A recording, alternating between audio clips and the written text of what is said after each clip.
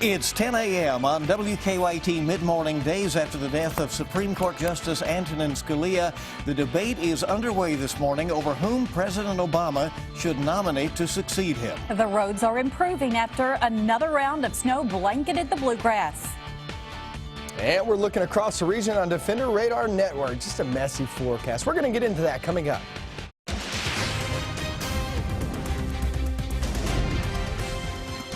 WKYT News starts now with First Alert Weather. Good morning. Bill Bryant and Barbara Bailey here for WKYT. It has stopped snowing, at least for now, but we are not out of the woods just yet. Rain later today could lead on to some flooding concerns. And we're tracking the chance of more snow tonight.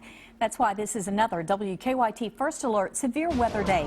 Micah Harris is live now to explain what we can expect. Micah. Just a messy forecast. We start off with rain, and it really picks up. It picks up steam in towards your afternoon and off into the evening.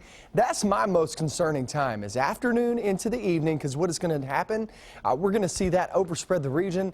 Not only give us heavy rain, but also melt a lot of this snow. So you put those two together, combine those, and you're talking about some minor flooding concerns. So that's really something to watch out for later on this afternoon and off into the evening. Now going into the night, that's going to be a different story, because what we're going to be seeing, these temperatures kind of hover where they are. They're in the low to mid 30s, and we'll start to see a heavy band of snow come flying on in here. The rain will switch over. It's just, when is it going to switch over? Where will it set up? There are a lot of questions within this. So it's rain most of your day, switching over to snow later on tonight. I'm going to show you when I expect that. Hour by hour forecast coming up. Okay, we'll see in just a bit. And looking at the main roads in Lexington, you can tell it was another long night for road crews. Police say since midnight, they've responded to 2 injury and 15 non-injury crashes. Most of them looked like this, a single car off the side of the road. Police say a woman lost control of her car on Paris Pike around 7:30 this morning and crashed into a tree. She was taken to the hospital to be checked out. Lextran was operating on its snow plan this morning. As of 9 a.m., Lextran returned to normal service. With the weather as it is, the Fayette County Sheriff's Office is activating its winter care program today. Deputies will be offering rides to and from work for people in the medical industry or for those who provide essential services. They will also help people who need to go to a critical medical appointment or who need a critical prescription filled. Deputies can also do welfare checks for elderly people or for those who live alone. And they will hand out coats and blankets to people in need. In Rockcastle County, snow once again forced police to shut down part of Interstate 75. Drivers headed south seemed to have the most trouble yesterday. Some people sat in their cars for more than an hour. We caught up with some drivers who got off I-75 and stayed in Berea for the night. It was getting rougher by the mile, and then when everybody started fishtailing and you look at a mile of red lights, it's not a good sign. Now, after crews cleared those crashes and reopened I-75 in Rockcastle County, state police had to deal with several crashes on I-75 in Madison County. One of those crashes near mile marker 97 involved a semi and a state highway department vehicle. The Madison County Fire Department says one person was hurt in that crash. New on WKYT Midmorning, police have now released the name of a woman killed in a Scott County crash. It happened yesterday on I-75 between Georgetown and Sadieville. Police say 27-year-old Bridget Smith of Owen County crashed into a tree and she died at the scene. It was snowing at the time, but police are not sure if weather was a main factor in that crash. Checking in with Bluegrass Airport here at Midmorning, it looks like most flights are running on time this morning. There were a handful of flights there canceled earlier today. There is one arrival from Charlotte that was scheduled for later today that has been canceled. It's not expected to be anything like the recent blizzard, but the nation's capital is also bracing for a new winter storm. Washington's mayor says she fully deployed the D.C. snow team ahead of a storm that's expected to deliver a sloppy mix of snow, sleet, and rain today. 1 to several inches in the forecast there. Remember, you can stay on top of the snowfall and the traffic with the WKYT Weather Plus Traffic app. You can download it for free in the app or Google Play stores. The case against a man accused of murdering a Lexington woman has been sent to the grand jury. Police charged Alan Burgess with murder in the Kira Green case. She and 3 others were shot inside a home on Scottsdale Circle in 2014. Green later died. Police say Burgess had a long-standing feud with one of the men at that home. Police testified in a preliminary hearing for Burgess this morning. We'll have more on this case coming up on WKYT News at noon. And today, the widow of a Lexington police officer will try to make sure that his killer stays behind bars. Brandy Durman will make her case in front of the state parole board this morning. In 2010, Glenn Donahue was sentenced to 20 years in prison following a hit-and-run crash that killed Officer Brian Durman. No decision will be made today. Donahue will have a chance to make his case to the parole board tomorrow. He's already been denied parole once. The owners of a historic store in northern Kentucky that was destroyed by fire over the weekend say they will rebuild. The Rabbit Hash General Store in Boone County had been in operation since 1831, spanning the careers of 38 U.S. presidents. It was closed when the fire started, and crews had to tear down the well-known storefront to put out the fire. They don't know how the fire started, but they do not suspect arson. But it's a big loss for Kentucky. Hopefully they will get it to rebuild. Flags are at half-staff around Washington, D.C., and the body of the late U.S. Supreme Court Justice Antonin Scalia has now returned to Virginia. The 79-year-old died of natural causes suddenly during a weekend hunting trip to Texas. Don Champion reports from Washington, where a battle is already underway over who should replace him. A white hearse carried the body of Antonin Scalia to a West Texas airport Sunday, bound for Virginia at the request of his family. The 79-year-old Supreme Court justice passed away suddenly over the weekend while vacationing at this resort ranch. A county judge ruled Scalia died of natural causes after consulting with his physician and sheriff's investigators. One of the things that I did ask the sheriff and the marshal that was there if there were any signs of foul play, and they said absolutely not. Here on Capitol Hill and on the campaign trail, the debate is already raging over who President Obama should nominate as Scalia's successor. The president has the right and responsibility to nominate a new Supreme Court justice. We cannot afford to have Scalia replaced by someone like the nominees he's put there in the past. The president says he will nominate a successor in due time, but Senate Majority Leader Mitch McConnell maintains any vacancy should be filled once a new president is in office. Don Champion, CBS News, Washington. With 4 conservatives and 4 liberals remaining, the nominee would ultimately tip the balance of the court. Funeral arrangements for Scalia have yet to be announced. Well, the music world celebrates some of its biggest names tonight at the 58th Annual Grammy Awards. Rapper Kendrick Lamar leads the pack with 11 nominations, while Taylor Swift and The Weeknd both earned 7. The star-studded event will be airing tonight right here on WKYT. A Pike County 6th grader didn't want anyone to feel left out this Valentine's Day, so he played the role of Cupid. Evan Ratliff delivered roses to every 6th grade girl at Pikeville Elementary School. He passed out 4 dozen roses, 3 of them to teachers. Last year I saw a lot of girls did not get everything that all other girls got, so I kind of felt like the girls got neglected and everything. So I just wanted to give back to them and show like I care about them. Evan used his birthday money and his allowance to pay for all of the roses himself. What a charmer. What about that, huh? Oh, my They'll always heavens. remember that, and certainly a good deed by him. Wonderful Valentine's Day story. Well, the restaurant inside Lexington's new 21C Hotel opens today. Lockbox can seat about 100 people, and it sits to the left of 21C's lobby. The hotel is in the old First National Bank building right in downtown Lexington. The Herald Leader says the restaurant has a private dining room in the former bank's vault.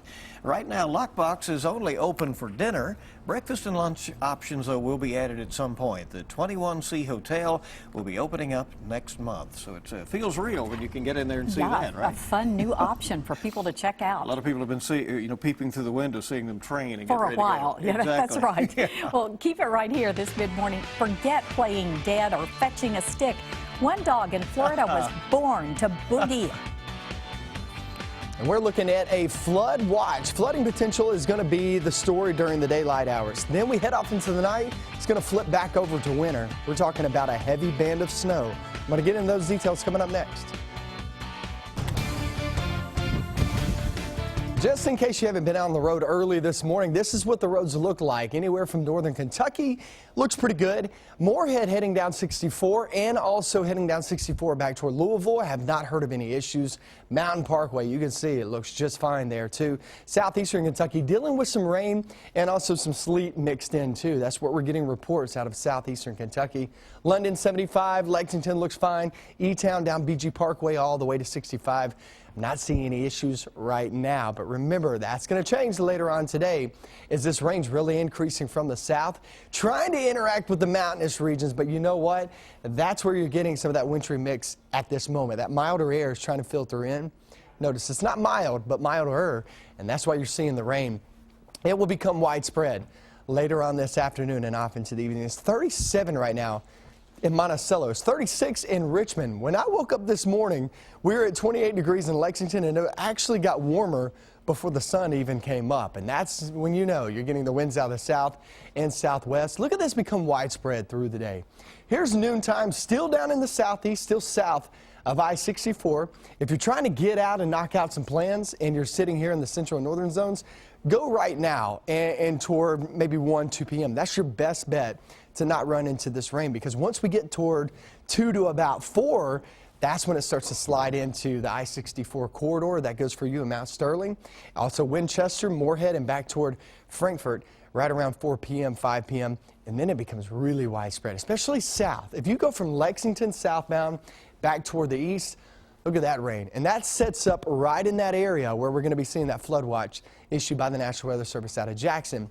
And we're looking at anywhere from 1 to 3 inches of rain in the forecast through that 12-hour period from about noontime, or right now down in the south, to later on tonight, right around midnight. Now here's midnight. Here's where it gets really interesting, and here's where all the question marks come. Watch this. Get in toward 2, 3 a.m. I would say anywhere from 10 p.m. to about 2 a.m. is when you can start to see that switch over to snow. If this does this and really switches over at that time, you're talking about some heavy rain switching to heavy snow.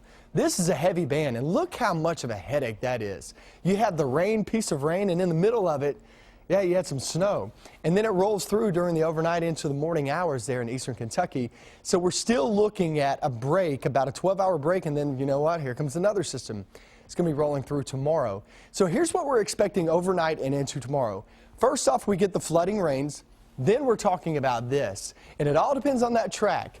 But the transition to what type of precipitation, whether it's some sleet involved first and then it turns to snow, or whether it just goes straight to snow, that's one of the questions. When is another one, because if it switchovers earlier, then you're talking about much bigger amounts of snow there falling on the ground. But if it switch over later, you're not talking about as big of an impact. But where? I think that's the key. And right now we're leaning toward that I-75 corridor and back toward the east. That is your best bet as we look for overnight and to tomorrow morning, guys, that heavy snow switching on over. But you can see those roadways right now are good. So like I said, if you have any plans, you got to knock out some things, get the kids out of the house. Right now will be the time to do that, because later on in the afternoon, that rain becomes pretty widespread. All right, plan accordingly. Get it done between systems. Yeah, absolutely. There you go. Well, we know a dog that has been enjoying the times here recently and is named Ginger Rogers for a good reason. The 1-year-old black and white charmer showed off her dance moves at the Florida shelter she was taken to after being found roaming the streets. After this video went viral, someone decided they had room for a dancing dog, and they adopted her. Well, isn't that great? You can understand it. Very entertaining. Yeah, I'm glad that she got a great home. She's really good. It's all the moves. Oh, but she's just saying, please, give me a great home. That's wonderful. Well, Kirsten Dunst talks about her new movie and surviving childhood fame. Plus, Lionel Richie is enjoying a new wave of stardom. Suzanne Marquez explains in your Eye on Entertainment. Lionel Richie was the guest of honor as MusiCare's Person of the Year. Stars including John Legend and Stevie Wonder performed in a tribute to honor Richie's creative accomplishments and charitable work. I'm enjoying it because I get to do something even bigger than this, which is raise a lot of money and give back to people who actually didn't have a great ride. MusiCares offers financial support to musicians in times of need. Tonight, Richie will be center stage once again for a special tribute on the Grammy Awards, airing right here on CBS. You all have no clue what you're dealing with, do you? A father takes his son on a desperate race to safety in the new science fiction thriller Midnight Special. We need to know where he is. Kirsten Dunst plays the mother. Like her young co-star, she started her acting career as a child and figured out how to keep it going. I have to be extremely passionate about something in order to do a role. So for me, I've been a lucky one in a way where I've had movies that help me transition throughout the different ages I was over my career. Midnight Special is in competition at the Berlin Festival. It opens in the U.S. in March. That's your Eye on Entertainment. Suzanne Marquez, CBS News, Los Angeles. All right, keep it right here. Are your kids or grandkids begging to go out and play in the snow? We'll tell you why that's not such a bad idea. Next on WKYT. Tuesday night's Mega Millions jackpot is $94 million. Wednesday night's Powerball jackpot, $189 million. We're glad you're with us today. Not only is playing in the snow fun, it's also great exercise. And that can be a good thing, certainly in the winter. Laura White-Brown is a UK Extension agent and here to talk about why getting outside in the cold is good for adults and kids alike. Thanks for coming in. Thanks for Appreciate having me. And this is important. How much activity should kids and adults be getting every day? Every day, adults should have around 30 minutes of physical activity. And for children, we would encourage around 60 minutes of physical activity. You know, sometimes people worry about being outside in the cold, but on the other hand, a lot of people run outside, get good exercise when the temperatures are down there. Absolutely. Even if the weather's cold, there's still a lot of activities that you can do outside and keep your kids engaged and active on those snow days. So what are some of those things that you would encourage people to explore? There's a lot of different things that you can do, and it can involve the whole family, no matter what the age is. So you can build a snowman or a snow fort. You can make snow angels in the snow, and you can even go sledding and skiing if you have enough snow. I like the way you think. That sounds like fun. That's right. Important, though, that you have the right gear if you're going to be outside, right? Exactly. What are the right things? So you want to make sure that you bundle up and you're warm and your kids are warm too. And you brought some examples here? I did. I brought just a little snow suit that you can always bundle your little ones up, and you want to make sure you have hats and gloves and scarves on as well. All those layers that we always hear about. So when you're out there having fun, how many calories can you actually be burning? You can actually burn quite a few calories in the snow, especially if you're shoveling. So if you're shoveling snow and you weigh anywhere between 130 and 190 pounds, you can burn around 100 calories every 11 to 16 minutes that you're shoveling. Wow. Yeah, that's a lot. And of course you have to watch it and not overdo in that circumstance as well. As people, you know, the kids certainly want to start sleigh riding and skiing and so forth at a very young age. Is there an age at which you recommend them getting started? There is. Around age 5 is when you should start trying to ski if you want a child to ski, but not younger than 5 just because they're not quite ready for that. And some of those times when you're just having fun, you don't even think about the calories that you're burning. Exactly. So you can burn calories by making snow angels, skiing, sledding as well. That's my kind of calories. Snow angel calories. I love that. Well, and of course, folks, also, you know, as you look forward to spring, you think about all those great memories you really make back in the wintertime as well. And I know all of us remember the big snows and growing up and enjoying those. Exactly. It's a good activity for family and friends all together. All right. Well, we encourage people to get out and enjoy it. Wear your layers and have a good time. That's all good info. Thank you for the good information. Yeah, and lots of ideas, of course, available always at the County Extension Service in your county, and there's one there. Thanks for coming. Thank you. And we hope you'll stay with us. We're back with more. We're glad you're with us today. It's said that one of Abraham Lincoln's favorite desserts was his wife's white almond cake. In fact, it's the cake that she baked to woo him. So today in the Mr. Food Test Kitchen on this President's Day, Mary Todd Lincoln's presidential cake. It's President's Day, a day to celebrate U.S. presidents. And since we're all about food here in the Test Kitchen, we decided to do a bit of research on some of our president's favorite dishes. Here's what we discovered. Our country's first president, George Washington, loved all kinds of fruits and preserves, especially cherries. Former President James Madison craved his wife Dolly's soft gingerbread. Rumor has it, it was to die for.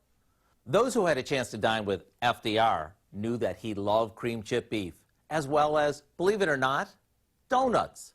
Ronald Reagan's all-time most requested snack was jelly beans. Well, Bill Clinton has always had a real passion for chicken enchiladas.